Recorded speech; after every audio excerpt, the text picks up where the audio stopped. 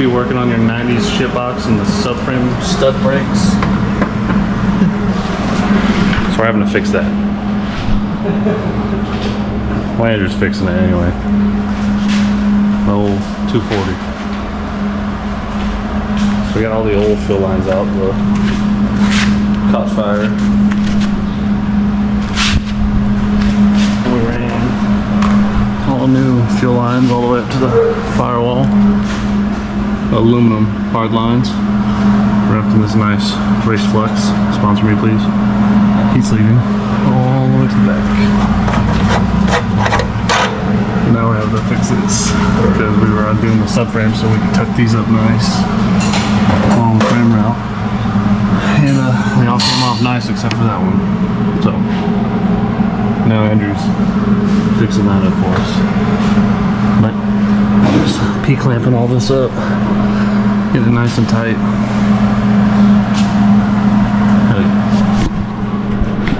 Andrew has fixed the subframe stud. It's all welded up, painted it. Just like the OEM. Little stud. This where it snapped off like right at the fucking threads. Yeah. We got a nice big beefy one. Instead of a little dinky one.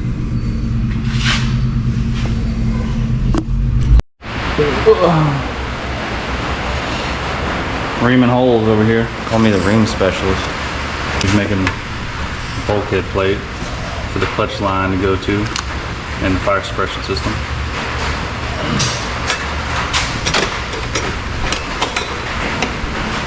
I'm doing all hard lines so we can match the fuel lines.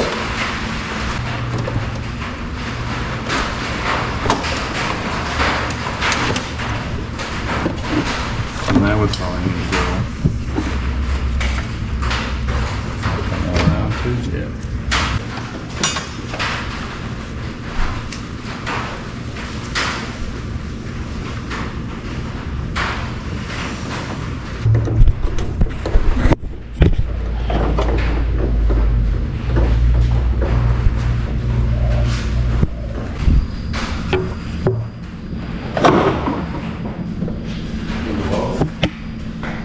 Not yet. We're getting close though. Right there.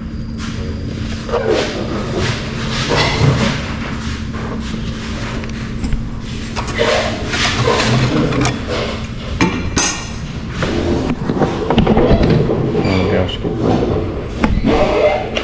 Trying to make that a little bit prettier. Fire suppression and then clutch fitting. Just kind of finishing up the tape. And we're gonna just throw the engine in. We got all the brake lines ran.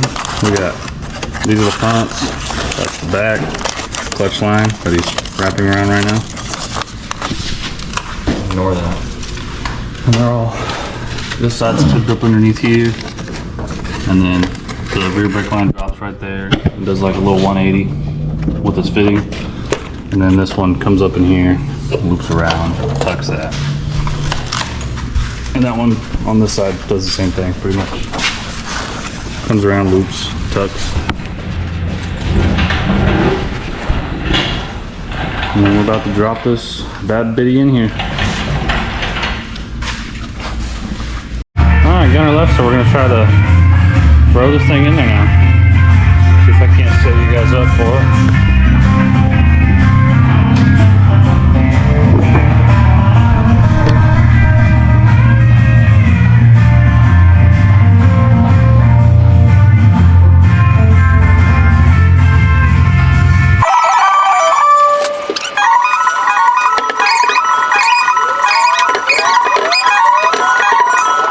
So Andrew's probably gonna be pissed at me. I didn't tell him I was working on the car. And we've talked about making the 240 more simple, more streetable. I mean, the car will never be streetable. It's got like a 700 horsepower in a LS high compression. But we've been talking about making it maybe a little more simpler, maybe a little more better. So we've been talking about taking a few steps back because I think I went a little too far forward when building this. Like moving the radiators to the rear. I think that was not necessarily a bad call, but I don't think it was the right call for me. I'm where I'm at right now. So, and also electric power steering. I don't think that was the right call at all because it feels like dog dookie, even with the controller on it. Doesn't feel right. So we're going back to the basics. I just pulled the dry sump tank out because the radiator, it was right here. Dry sump tank, but we need a front mount radiator, so that's gonna go there. So I gotta figure out where to mount that, and I think I want to go with a different style one. I don't know if I have room here for one. I don't have room back there or there. The best option is either here or here, but not a lot of room there. I'll remount it in the back with a fuel cell. We'll have to run lines underneath the car, which is totally doable. We can do that. But yeah, so I'm working on this turd right now, and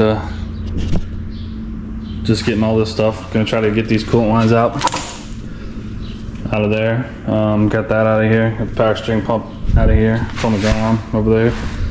Once I get these lines out, then I'll take the radiator out and the water pump out, and see about sticking the trans back in this bad boy. But yeah, just working on this piece turd. Trying to take some steps back, make it simpler, make it easier, more drivable, easier to get parts. Because if I'm out of track and my water pump goes out, who the hell is going to have a 55 gallon per minute Misers racing water pump? Nobody. So, taking steps back. Gotta take this off. Probably take this off. Probably get a whole different intake as well. Probably going to get rid of the carbon PTR and go with a fast 102 or a BTR equalizer. Something that'll fit underneath the hood of a 240. Without having to cut it. Street car. So yeah, just gonna get back to work. Bam. Radiator is out. Now these are some big ass fans and they work great. But I need a radiator back up here. In my opinion, my humble opinion. Rear mount radiator is cool and all, but for this car, I think we need it up front. But now look at all this room I got. Need to chop these out, these poles. Get this coolant line out. Take this fan wire, get rid of it. Take this fan wire, get rid of it. Move this, probably zip tie this somewhere right there. That looks clean, can't really see it. And maybe mount the dry sump tank right there for all the oil, right in the middle. That's kind of cool. That'd look cool, right? Right? We'll see what happens. Transmission is in. Andrew showed up just for that, so he could help out. Now we gotta put the drive shaft in, bolt the cross member in. Should be good to go.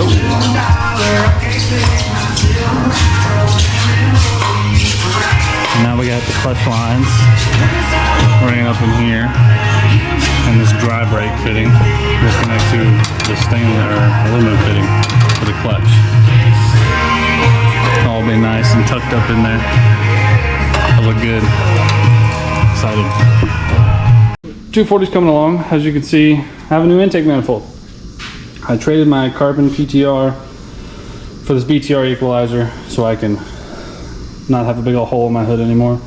And I also have a radiator up front. That's crazy. Don't worry about that. These hoses are a little too long though. Just this top one. The bottom one seems all right.